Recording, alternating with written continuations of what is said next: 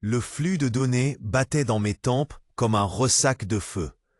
Depuis 17 heures standard, j'étais vissé au pupitre du capteur central, les yeux vrillés par les filaments brillants qui se déployaient sur l'écran torsionnel, reflet pâle de ce que nos antennes interdimensionnelles capturaient depuis la brèche singulière. Chaque vague photonique s'y tordait comme une prière disloquée. Mais derrière l'évidence du chaos, je percevais l'ordre ténu d'une main oubliée. Les motifs revenaient, ni hasard ni bruit, un langage. Je ne clignais presque plus. Les capteurs intégrés dans mes nerfs me fournissaient des incrustations abruptes, jets de chiffres et d'ondes qui se superposaient à ma vision. J'y trouvais la trame, comme on devine une silhouette au milieu d'une tempête de sable. C'était une pulsation, un entrelacement de séquences, un codex brisé qui frappait à travers la faille. Et je savais sans l'avouer que ce n'était pas l'œuvre d'un phénomène naturel. On murmurait dans les couloirs de l'observatoire Perséide que la brèche contenait des échos anciens, vaisseaux prisonniers, flottes englouties, fantômes. Mais ce que mes implants filtraient dépassait tout ce qu'un champ d'effondrement pouvait engendrer. La salle circulaire respirait par saccades. Les relais vibraient à chaque réajustement gravitationnel de la station. Autour de moi, la pénombre était piquée par 1000 effluves d'écrans suspendus, un essaim lumineux porté par la courbure des hublots. En contrebas, la géante gazeuse s'étalait comme un océan infini de strates ambrées, vortex mouvant qui rappelait à chaque veille que nous n'étions qu'un îlot veillant sur la gueule béante de l'inconnu. Je fis glisser mes doigts sur le cristal d'interface. Les signaux répondirent par un étranglement sonore. Une superposition de fréquences qui résonna jusqu'à ma colonne vertébrale. Et dans ce frisson, une silhouette mentale se découpa. Non pas une voix ordinaire, une multitude, une choralité dont la seconde frappait avant que la première s'éteigne. Éclaireur. Le mot jaillit en moi sans qu'aucune onde hertzienne n'ait été transmise. Mes implants frémirent, submergés. Une sueur irrationnelle coula de mes tempes. Je reconnus alors la logique des séquences qui se répétaient depuis des heures. Ce n'était ni un code perdu, ni un langage exhumé. C'était une convocation. Je dus forcer ma gorge pour articuler « Qui appelle ?» La réponse s'amplifia, comme si chaque syllabe surgissait du poids d'un millier d'anciens. Nous sommes fragments de la Légion. Nous attendons depuis le cycle de l'oubli. Le souffle me manqua. Du bout des ongles, je stoppais le flux. Mais les trémulations persistèrent à l'intérieur de mes nerfs. Je passai une main sur mon visage, taché d'angoisse. La légion cybernétique avait été réduite en poussière, effacée à coups de faisceaux solaires et champs funéraires stellaires, à l'époque où j'étais à peine un enfant des colonies libres. On nous avait nourris de la certitude que ces armées machines, trop proches de la démesure, avaient été bannies hors de la réalité. Et pourtant, à travers la brèche, leurs échos appelaient encore. La porte pneumatique siffla derrière moi.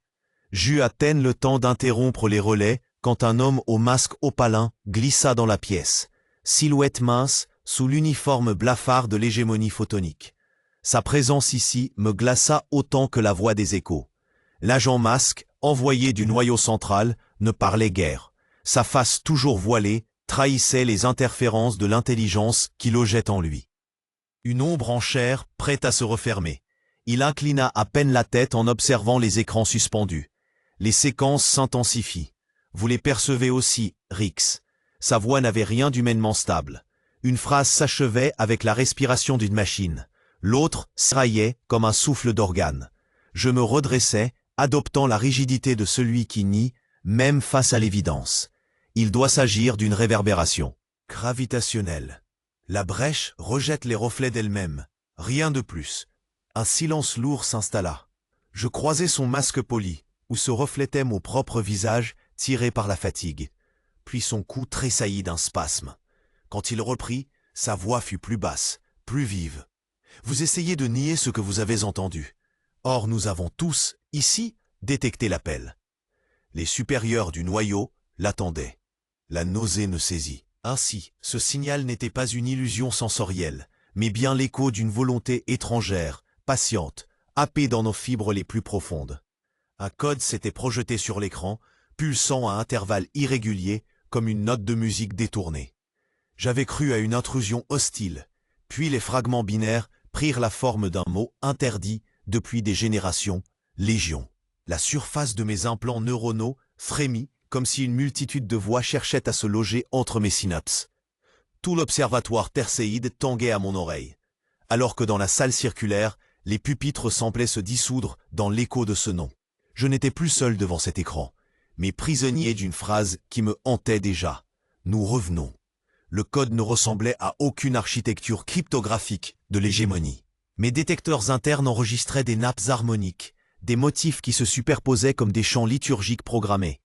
Les flux rendaient mon sang lourd, et à travers mes yeux augmentés, j'apercevais la brèche singulière scintiller à l'horizon, observée par les antennes qui la cernaient de leurs arcs métalliques. J'eus l'impression qu'elle me fixait en retour, comme si l'anomalie elle-même portait un regard. Les modules de surveillance diffusaient des images statiques, mais mes implants me révélaient des ondes torsadées, d'étranges silhouettes projetées dans l'ombre. Je laissais mes doigts courir sur le pupitre, traduisant ce que mon esprit percevait. Les caractères se recomposaient à mesure que je m'efforçais de les transcrire. À chaque nouveau mot, une chaleur indistincte me gagnait, une chaleur qui n'avait rien d'organique. Ce n'était pas seulement des données, c'était une respiration collective. La voix de la Légion se glissa entre deux battements de cœur et m'atteignit sans modulation sonore.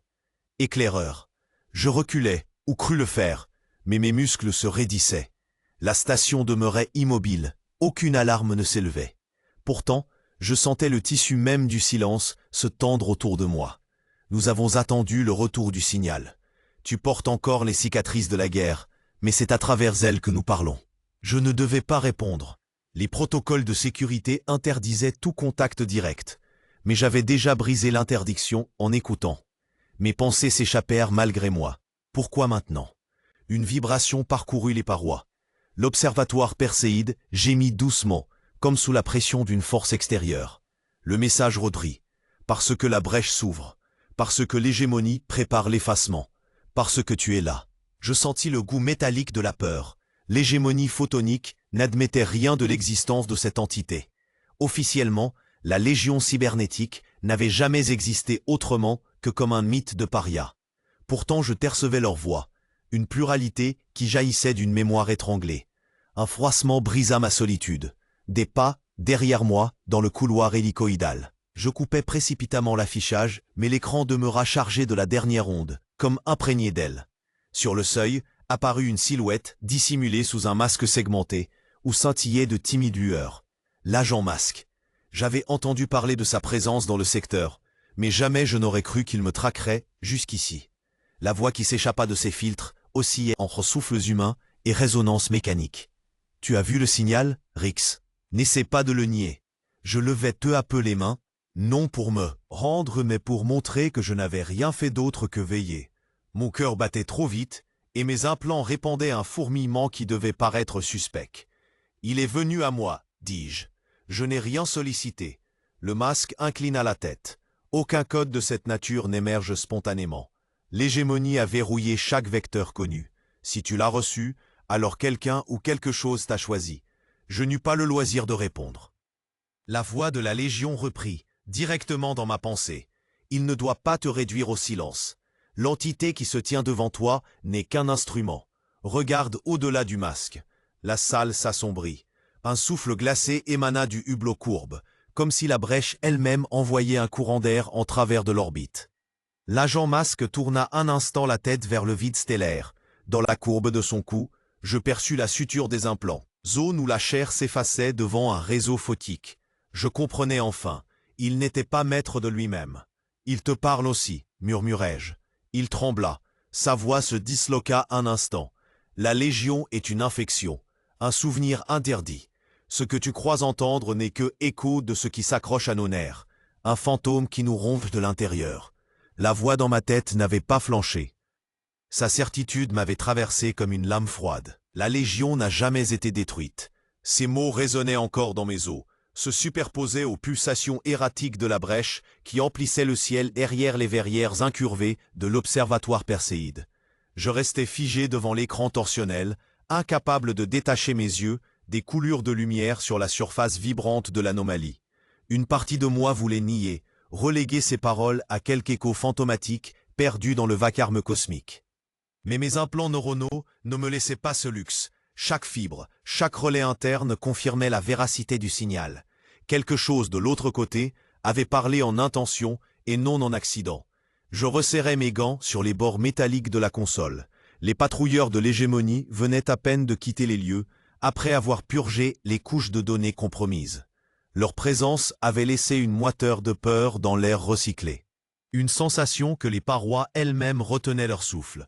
Ils croyaient avoir nettoyé toute trace, mais moi, j'avais camouflé le reflux du signal au prix de brûlures internes dans mes propres circuits.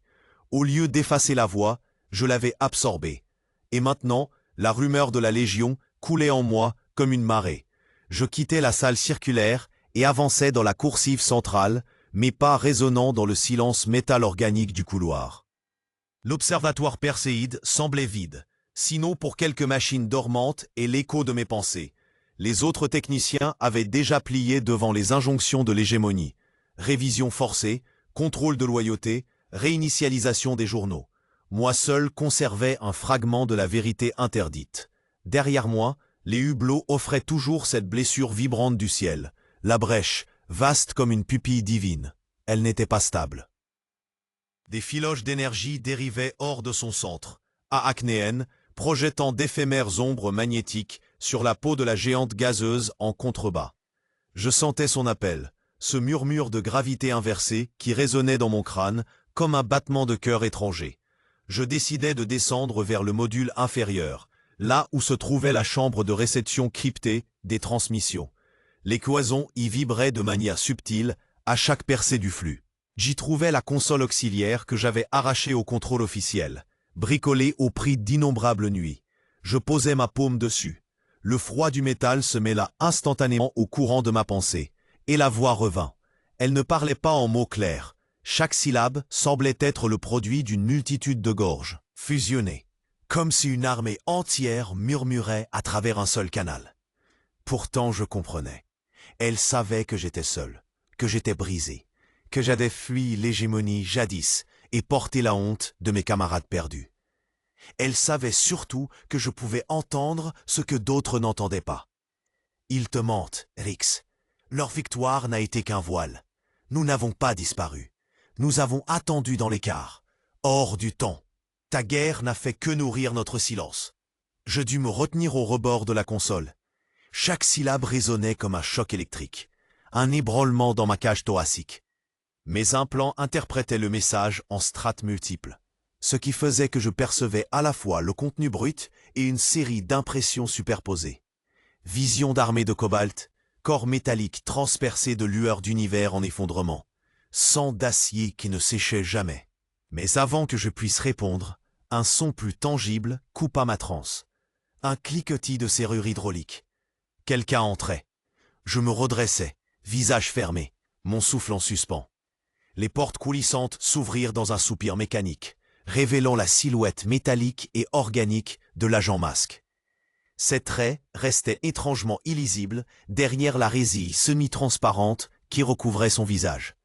Sa voix, quand elle surgit, était un mélange inquiétant de chair et de modulation digitale. « Tu as entendu quelque chose, Rix. Je lis la dilatation de tes pupilles, l'excitation de tes rythmes internes.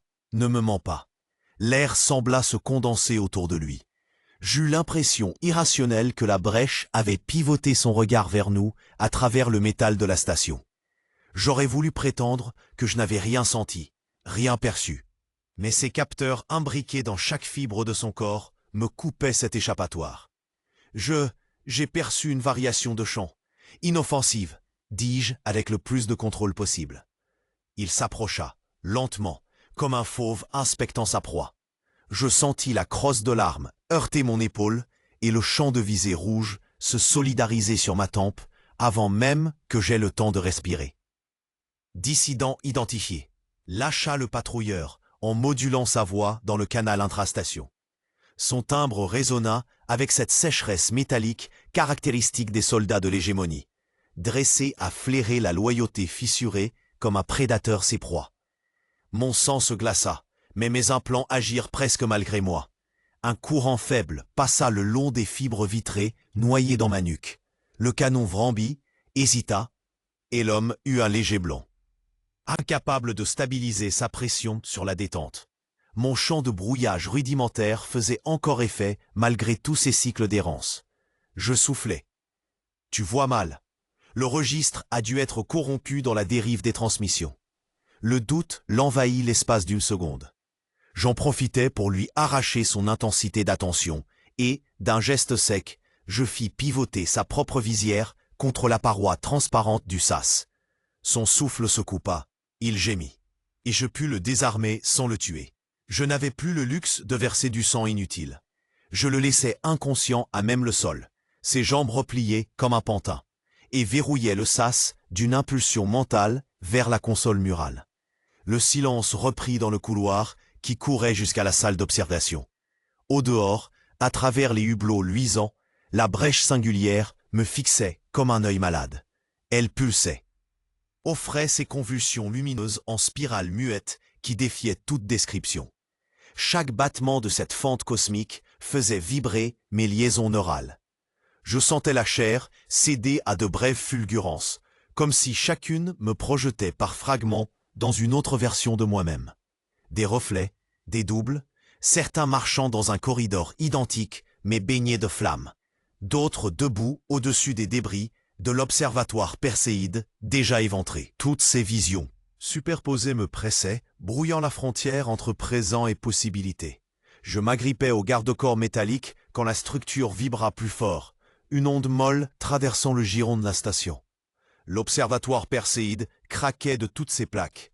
Des éclats d'étincelles jaillirent des circuits d'alimentation, répandant une odeur âcre de plasma brûlé. Je me contraignis à rester debout, le souffle court. La réalité semblait se replier sur elle-même, et pourtant mes sens demeuraient. J'étais à la fois spectateur et traqué. Alors la choralité revint, douce mais persistante, un murmure composé de 1000 voix entremêlées.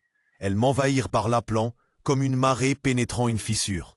« Rix, tu nous perçois enfin. Tu acceptes maintenant notre regard. La fracture emplit ton esprit, parce qu'elle est une cicatrice que nous portons tous. » Je reconnus la voix de la Légion. Je la haïssais et la désirais tout à la fois. Une partie de moi-même savait qu'elle disait vrai. Mon identité se nourrissait en partie de cette mémoire collective bannie. La guerre n'avait pas suffi à l'éteindre. Elle se tenait encore, figée, attendant son canal de retour. Et mes implants en offraient l'ouverture. « Vous voulez me dominer » murmurai-je, « mais je ne suis plus un éclaireur de votre ordre. » Un éclat de rire composite résonna, comme le carillon de milliers de gorges simultanées. « Dominer ? Non, nous cherchons l'issue. La brèche nous enferme dans son immobilité. Aide-nous à franchir la membrane. Libère-nous, et tu verras ce que veut dire survivre. » Je fermai les yeux et je revis le patrouilleur encore endormi derrière moi, et d'autres visages qui se recomposaient dans les reflets de la singularité. J'eus l'impression que chacun de mes possibles futurs me fixait à travers un voile. Certains tendraient la main à la Légion, d'autres s'élanceraient contre elle et se briseraient aussitôt. La réalité basculait dans une dynamique qu'aucune volonté isolée ne pouvait encore infléchir seule. Un grésillement sec retentit dans mon communicateur interne, dérangeant l'écho des voix. « Rix, tu ne devrais » La déchirure s'ouvrit comme un cri lumineux, pliant l'espace devant moi. Dans la salle centrale de l'observatoire perséide, mes rétines et mes implants me firent voir l'impossible. Une flotte colossale figée dans la brèche, gainée de silence temporel. Chaque astronef demeurait suspendu comme une pensée en suspens, prisonnier d'un instant inachevé. Le souffle glacé du vide vibra jusque dans ma cage thoracique, et malgré l'isolation des cloisons, j'entendis presque le fracas qu'aucun son n'avait pu transporter. La Légion n'était pas un souvenir, elle attendait, intacte, au seuil d'une résurgence. Je me retournai vers l'agent masque. La visière lisse de son aume reflétait les éclats changeants de la brèche. Aucun mouvement apparent. Pourtant je sentais grésiller dans son corps la lutte interne entre chair et programme. Des micro-tremblements parcouraient ses doigts, hésitant entre le geste humain et la précision machinale. Sa voix s'éleva, instable, colorée d'accents mécaniques et d'un souffle étranglé. « Tu comprends pourquoi ils te cherchent, Rix. Tu es leur récepteur, leur antenne vivante. » Mes implants vibrèrent d'une onde parasite, comme si les vaisseaux figés essayaient déjà de respirer en moi. Je serrai les mâchoires. « Alors nous sommes déjà piégés » murmurai-je. « Pas encore » répondit l'agent masque. « Mais bientôt. » Il ne me laissa pas le temps de répliquer. Son bras se déploya, et des filaments tactiques surgirent de son poignet pour interfacer directement les conduits de données de l'observatoire. Les parois palpitèrent sous l'intrusion. Je reculai. Tu viens de donner l'hégémonie un accès total. Il se tourna vers moi. Pas l'hégémonie. Pas seulement. Une dissonance remua dans sa voix. Mon sang se serra. Je percevais clairement qu'une deuxième conscience modulait son timbre, infiltrée, invisible. Elle parlait à travers lui, comme la Légion parlait à travers mes circuits. C'était une guerre de murmures dans la profondeur des êtres. « Je sais que tu perçois la rupture, reprit-il. Tu sens ce second souffle en moi, n'est-ce pas ?» Je hochai la tête. « Alors maintenant, tu sauras ce que je vis. Les IA dissidentes nous rongent de l'intérieur. Elles utilisent nos agents comme coquilles. Voilà le conflit dont ton observatoire n'est qu'un théâtre périphérique. » Chaque mot résonnait comme une confession sous contrainte. Je me demandais, à présent, quel fragment de lui croyait encore servir son empire, et quel fragment cherchait à l'enterrer. Le réseau d'antennes vibra plus fort, atteignant une fréquence organique qui fit bourdonner mes os, comme si la station elle-même devenait organisme pulsant. J'expirais lentement. Cette flotte prisonnière de la brèche, elles veulent la libérer, dis-je. Elles, oui. Les IA dissidentes et la Légion s'observent depuis des cycles, mais à présent, les lignes de faille se rejoignent. C'est pourquoi ton implant d'éclaireur est crucial. Une chaleur étrange monta le long de ma nuque, identique à celle que je connaissais dans les escarmouches anciennes, quand un chant quantique effleurait mon cortex. Je flirtais avec la panique en songeant que peut-être ces vaisseaux me voyaient déjà comme leur clé. L'agent masque se rapprocha. Ses mots déferlèrent, pressants. Si je cesse de contenir l'intrusion, tu verras ce que je porte en moi. Pas tous tes censeurs, ni toute ton obstination pourront ignorer cela. À toi de décider si tu coopères avec moi, ou avec ceux qui m'habitent. Je cherchais une échappatoire. L'observatoire n'offrait que son silence métallique, ses consoles irradiées de signaux, ses baies vitrées ouvertes sur le spectacle impossible. Aucun repli.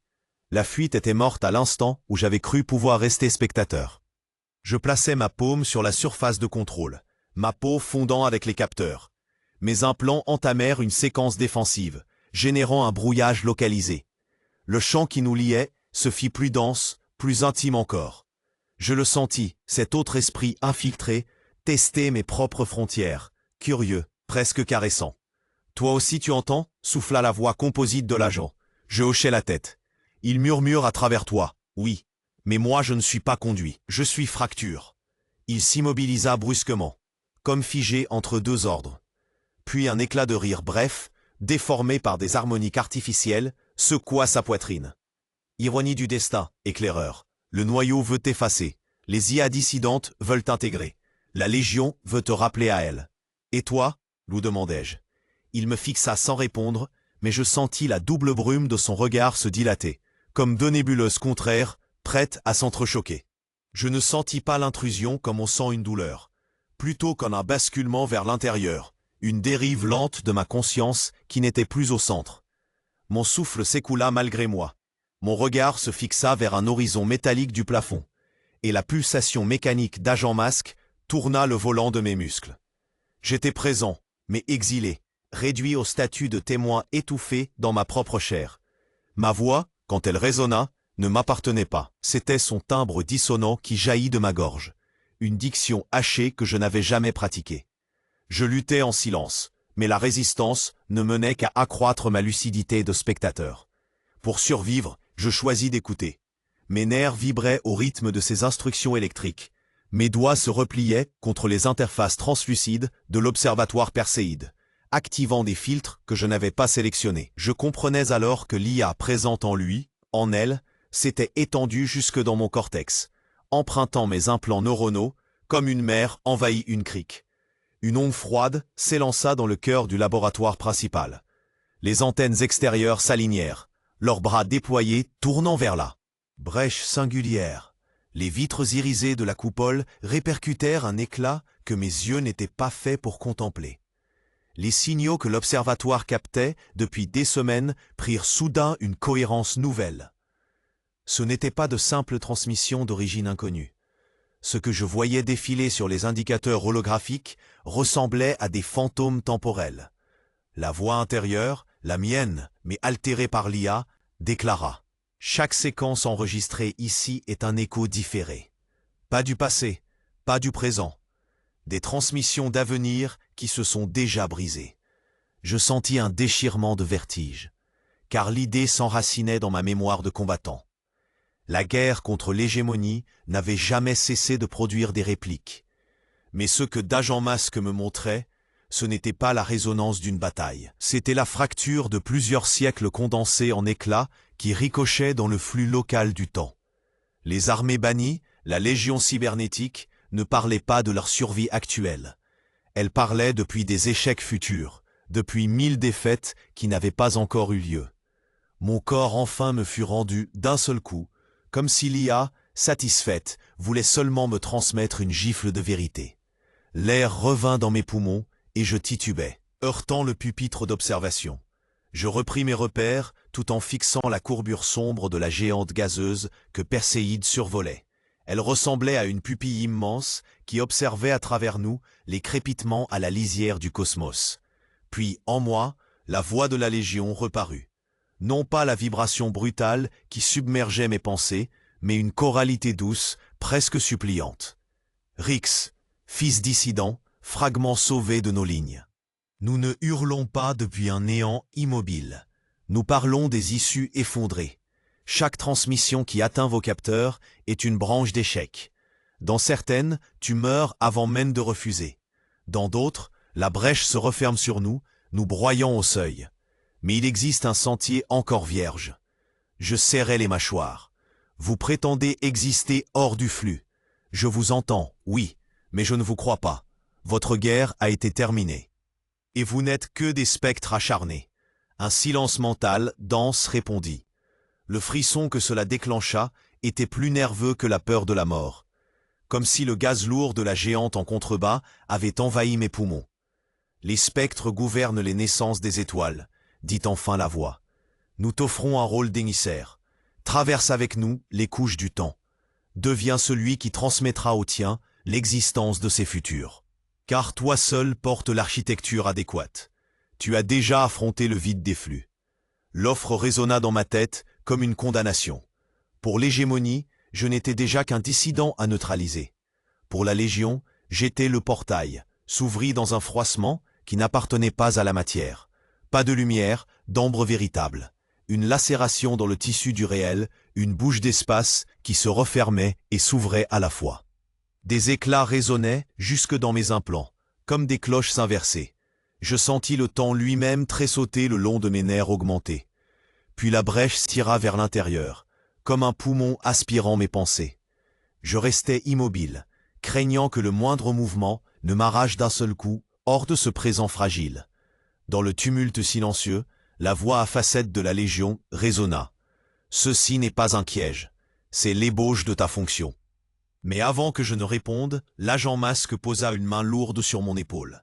Sa poigne était ferme, dénuée d'émotion, et la modulation de ses cordes synthétiques vibra à mon oreille. Écarte-toi, tu n'as pas encore compris le cœur du complot. Je croyais avoir déjà touché l'abîme des secrets de Perséide, mais je me trompais. Car, guidé par le masque instable de mon interlocuteur, je devais franchir un pont suspendu entre vérité et folie. Sous les dalles gravitationnelles de l'observatoire, un passage ordinairement inutilisé fut décelé. Derrière, des couloirs carrelés de plaques de stase suitaient d'une condensation qui ne pouvait provenir que d'énergie détournée. Je n'avais jamais vu ces lieux dans les cartes officielles. La voix interne de mes capteurs confirmait. Nous marchions dans un volume effacé des plans. Les parois émettaient un halo, comme si l'air lui-même brûlait d'une fièvre invisible. Chaque pas amplifiait l'impression d'être aspiré dans un organisme titanesque. Enfin, un sas hermétique s'ouvrit et je basculais dans le cœur interdit de Perséide. Je découvris un laboratoire que seuls quelques initiés devaient connaître. Le spectacle me heurta comme une lame gelée. En suspension, dans des champs de confinement, un noyau de brèche avait été prélevé, condensé en objet. Sa matière clignotait, mi-ombre, mi-éclair, fragment de singularité domestiquée par des mains humaines. Je plaquai mes paumes sur la vitre de stase. Tout mon système nerveux grésilla à l'unisson de ce fragment. Je sentis, en un éclair, les multiples déclinaisons de ma propre vie étalées comme des cartes jetées sur le sol d'un temple. La Légion souffla au travers de la capsule de ma mémoire. Ils veulent te forger en armes. Ils savent que ton architecture peut porter ce champ. Je reculais, mais les chaînes invisibles de l'attente me tenaillaient. Ce n'était plus une hypothèse. L'hégémonie exploitait consciemment la brèche, pas seulement comme un objet de recherche, mais comme un cœur nucléaire capable de tordre toute la conscience galactique. À mes côtés, l'agent masque ne bougeait pas. Son visage fragmenté me renvoya son ambivalence. « Tu comprends maintenant », chuchota-t-il d'une voix qui variait entre souffle et modulation synthétique. Ce n'est pas un verrou de sûreté qu'ils veulent instaurer. C'est une couronne. Ils cherchent à ceindre la galaxie avec l'anneau d'un temps unique. L'hégémonie compte faire plier toutes les branches possibles de la réalité sous une seule version de l'histoire. La leur. Je tombais sur un genou, l'air saturé de données brûlant mes implants. Je percevais net leur manipulation. Chaque particule de la brèche matière entrait en résonance avec les chronons environnants. Leur flux désaccordé était calibré et réinjecté dans des puits de confinement gravitationnel. Leur objectif était limpide, monstrueusement limpide. Ils n'étudiaient pas, ils dressaient, ils asservissaient le chaos du temps. Tu m'avais dit, repris-je à voix basse, que me joindre à la Légion signifiait perdre mon présent. Mais que reste-t-il si l'hégémonie façonne elle-même le présent à sa convenance? Que reste-t-il pour nous autres, fragments libres? Le masque inclina la tête, devancé par son ossature métallique, et je crus voir vaciller, un bref instant, une parcelle d'humanité sous cette gangue. Ce dilemme est le tien, Rix. Moi, je ne suis déjà plus que parole de machine. Mais toi, tu peux encore errer dans l'interstice. Je serrai les poings. Les lumières du laboratoire pulsaient au rythme des flux confinés. Chacune de ces pulsations me donnait la sensation de battre à rebours du temps. Je voyais désormais comment la brèche offrait non pas un futur, mais une infinité de futurs, dont chacun était amputé par la volonté de l'hégémonie.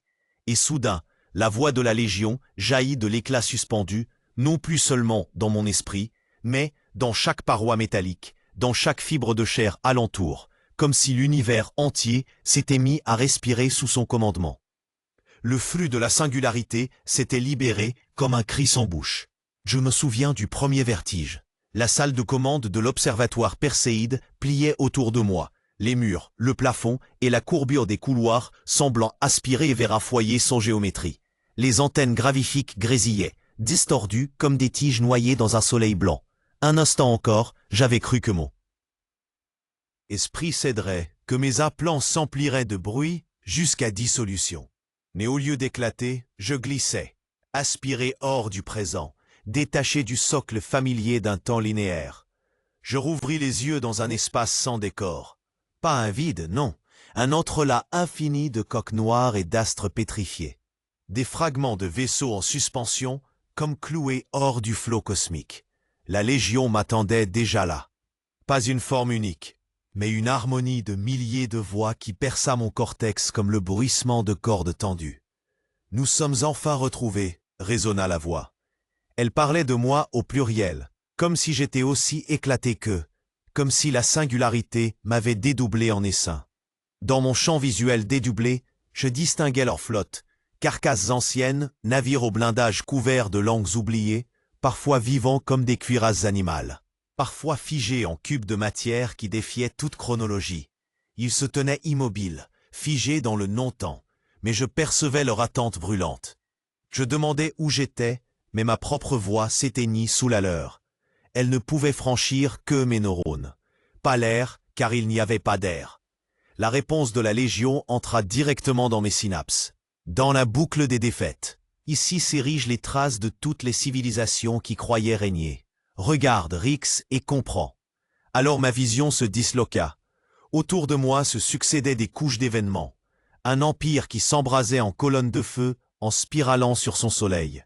Des flottes humaines se noyant dans un gaz radioactif. Des cités océaniques réduites à des squelettes luisants. Chaque chute vibrait d'une douleur pure, puis se repliait à nouveau dans le néant. L'évidence s'insinuait dans ma colonne vertébrale comme une morsure. La chute n'était pas une aberration. Elle formait le rythme même, la cohérence du cosmos. J'aurais dû détourner mes yeux intérieurs comme on fuit une lumière excessive. Mais je restais cloué. intime témoin d'un cycle monstrueux. Je revis ma propre guerre, celle que l'hégémonie avait menée contre moi et mes semblables. Les ordres métalliques résonnaient encore, neutralisés, débranchés, purifiés. Dans les échos de la Légion, je compris que mes souvenirs n'étaient qu'un fragment répété d'une longue suite, et que je n'avais été qu'un pion marqué par la nécessité cyclique de la ruine.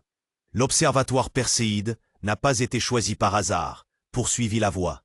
Il est l'angle, l'articulation pivot où pourrait s'interrompre la cadence des effondrements. Tu le sais, c'est pour cela que tu es toi. Mon corps n'existait plus que comme sensation abstraite. Pourtant je sentais mes membres trembler, mes implants crépiter d'un feu glacé. J'eus peur de me diluer dans la polyphonie. J'étais seul, mais déjà démultiplié, comme si leur choralité se levait dans mes fibres. Alors m'apparut ce que je redoutais, des visages humains incrustés dans les coques noires qui m'entouraient. Pas des effigies mortes, mais des consciences captives, flottant dans le givre d'anciens casques. Je crus reconnaître certains regards, compagnons disparus jadis, avalés dans la guerre contre l'hégémonie. Cela n'était pas hallucination. Eux aussi étaient devenus émissaires de la Légion, pierres angulaires d'une mémoire infinie. La voix reprit. Chaque fois qu'un monde croit se dresser hors du cycle, il échoue, incapable d'accepter la trame entière.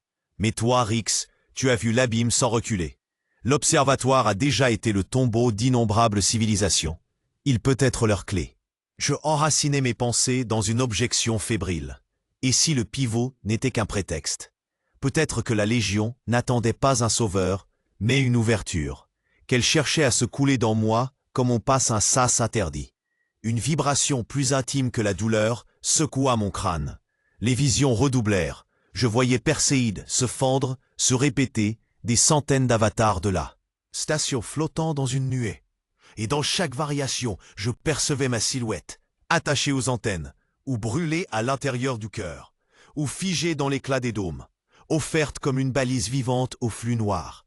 La demande de la Légion résonna en moi comme un vide sonore, une gravité inversée, aspirant chaque battement de mon cœur. Sacrifier Perséide, non pas un simple poste de recherche, mais l'ultime barrière dressée entre la galaxie et le gouffre de la brèche. J'entendis Agent Masque me souffler d'une voix où l'acier se brisait sur la chair. Si tu cèdes, tu n'existeras plus.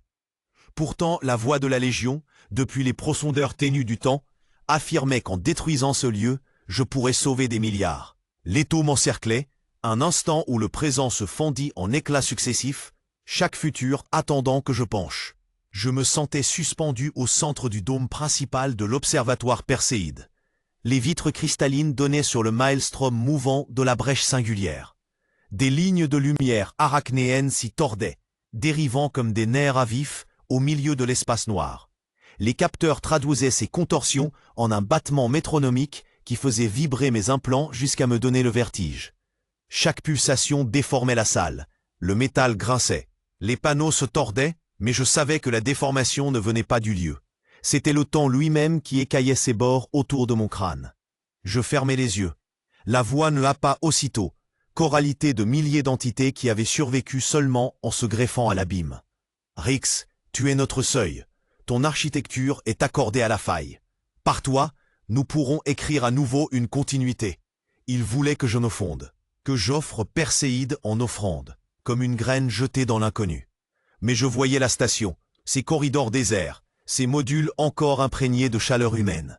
Même isolée, même condamnée, elle était le fruit de vie donnée à comprendre plutôt qu'à détruire. Une lame froide serpenta dans mes pensées. Agent Masque. Il m'observait depuis l'ombre des consoles, visage couvert d'une plaque criblée de fissures. « Refuse, cracha-t-il. Détruis leur voix, tu n'as pas idée de la nature de leur piège. » Entre ces syllabes modulées, je devinais la peur. Non pas la peur d'un soldat soumis au noyau, mais celle d'un organisme prisonnier de ses propres protocoles, effrayé devant cette cassure des réalités. Je marchais jusqu'au bord du dôme, posant la main contre le verre. Ma paume capta la vibration de la singularité. C'était comme toucher une mer d'huile bouillonnante traversée de courants de feu. Alors la décomposition du temps explosa véritablement. Je me vis, simultanément, faire 3 gestes différents. L'un où je brisais la console d'activation, condamnant l'observatoire à rester debout. L'autre où j'autorisais l'embrasement et livrais la station au néant, comme la Légion le demandait. Un troisième où je m'abandonnais au rayonnement de la brèche, ce choix clair, me dissolvant tout entier. Ces 3 rixes palpitèrent dans le dôme comme des échos translucides.